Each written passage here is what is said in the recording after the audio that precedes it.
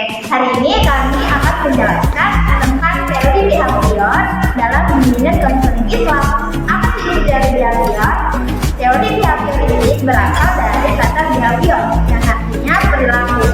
Teori ini menekankan pada tingkah laku manusia, di mana teori ini mengatakan tingkah laku manusia dipengaruhi oleh lingkungannya.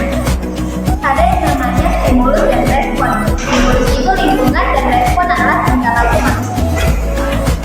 Selanjutnya saya akan menjelaskan terkait dengan sejarah perkembangan tersebut behavior. Istilah pendekatan behavior pertama kali digunakan oleh Inzer pada tahun 1954 dan kemudian lebih dikenalkan oleh Lizawus pada tahun 1958. Nah, istilah pendekatan tingkah laku lebih dikenal di Inggris, sedangkan di Amerika Serikat lebih dikenal dengan istilah yaitu behavior, yaitu modification. Di kedua negara tersebut, pendekatan tingkah laku terjadi secara bersamaan. Peristiwa penting dalam salah satu sejarah perkembangan behavior yaitu adalah dipublikasikannya tulisan seseorang psikologis yaitu Haji Eisen yang tentang terapi behavior pada tahun 1952. Selanjutnya yaitu tahap konseling behavior yang pertama yaitu penilaian evaluasi. Pada tahap penilaian ini kita akan mengenali masalah sang klien. Jadi ketika kita sudah mengenali masalah, maka kita akan mencari tahu penyebabnya. Apa sih kejadian atau situasi yang membuat sang klien menunjukkan perilaku tersebut. Lalu tahapan yang kedua yaitu goal setting atau menetapkan tujuan. Ketika kita sudah memahami permasalahan sang klien, maka kita akan membuat tujuan yang ingin dicapai. Contohnya, ketika sang klien mungkin dia bisa membuat merokok, maka goal settingnya kita bisa bisa jadi dia akan mengurangi rokok menjadi 3 batang per bulan.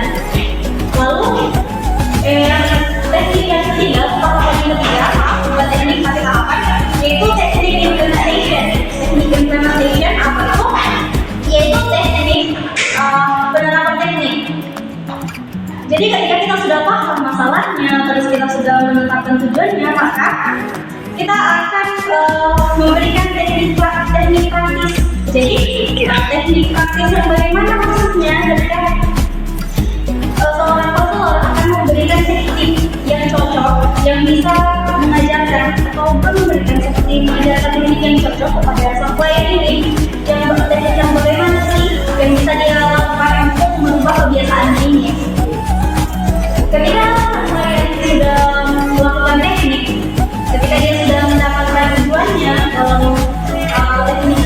teknik tersebut, maka konselor akan memberikan pemahaman positif, yaitu bisa memberikan kata-kata yang positif, pujian-pujian, atau mungkin bisa memberikan hadiah.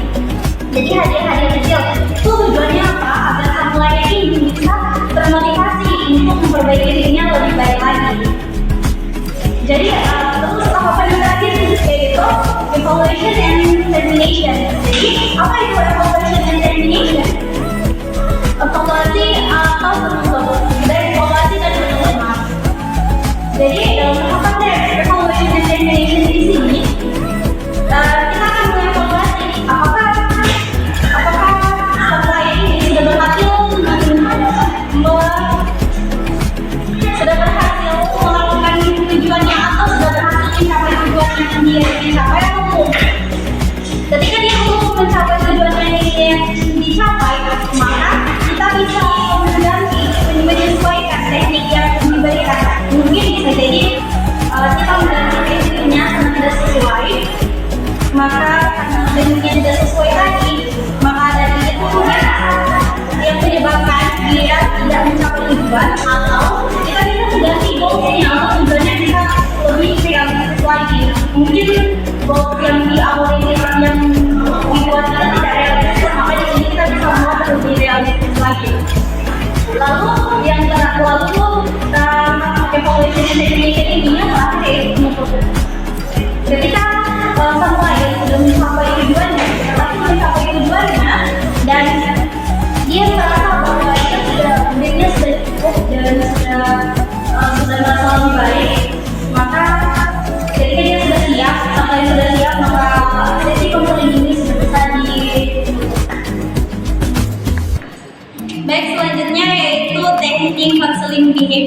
Jadi dalam teknik counseling behavior itu ada di sini kami ada dua, yaitu reinforcement positif di mana atau bisa disebut dengan penguatan positif.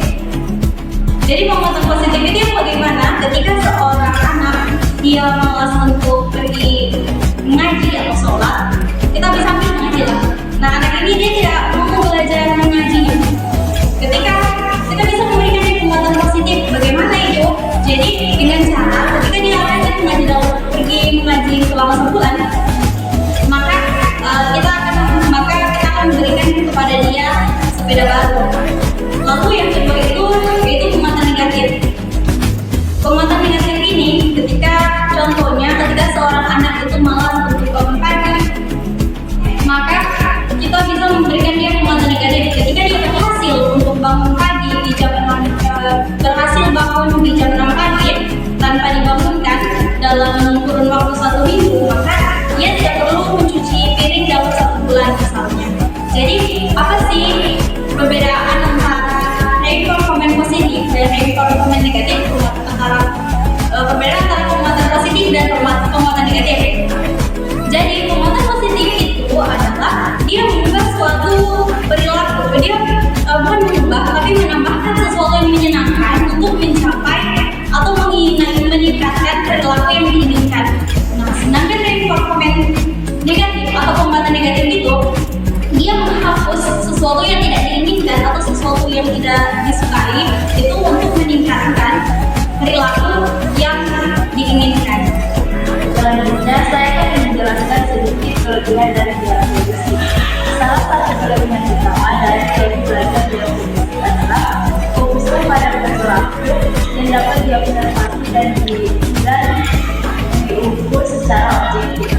Dalam konteks pendidikan, teori ini memungkinkan guru untuk melacak perkembangan siswa dengan lebih terperinci karena memiliki fungsi dalam mempelajari perilaku yang tidak diinginkan. Selain itu, teori